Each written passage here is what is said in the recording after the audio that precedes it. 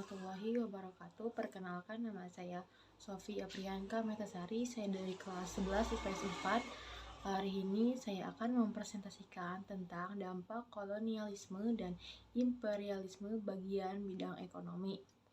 Nah, bidang ekonomi pada masa pemerintahan Daendels, adanya perubahan sistem pemerintahan pada sistem perekonomian tradisional dalam sistem modern. Nah, tanah milik raja berubah status menjadi tanah milik pemerintah kolonial untuk mendapatkan uang. Pemerintah kolonial ini memperoleh dari penjualan hasil bumi para petani berupa pajak. Petani harus menjual hasil bumi dengan harga yang telah ditetapkan. Nah, pada masa pemerintahan Daendels dibangun jalan raya, pos, dan anyar sampai Panarukan. Menurut Daendels, jalan tersebut membawa keuntungan bagi penduduk dengan semakin ramainya perdagangan. Pembangunan jalan tersebut menuai kritik karena dilakukan dengan kerja rodi dan menelan ribuan nyawa manusia.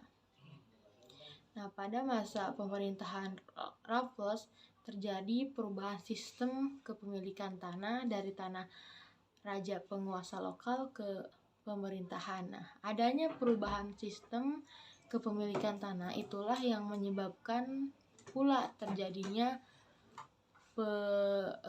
perubahan hubungan antara raja dan kawalunya. Adanya penyewaan tanah tersebut berarti pemerintahan mendapatkan pajak tanah dan kas pemerintah terisi.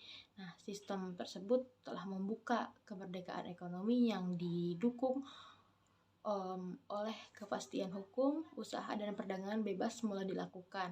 Nah, sejak itulah sistem kegiatan ekonomi uang di desa Jawa dan daerah lain yang telah lama mengenal sistem ekonomi swadaya berubah menjadi sistem komersial setelah pemerintahan Raffles berakhir dan diganti dengan pemerintahan Hindia Belanda.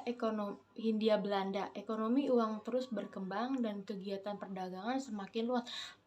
Masa perbankan modern sejak tahun 1828 masuk ke Hindia Belanda pada tanggal 24 Januari 1828. Nah, didirikan di The Javas Bank di Batavia.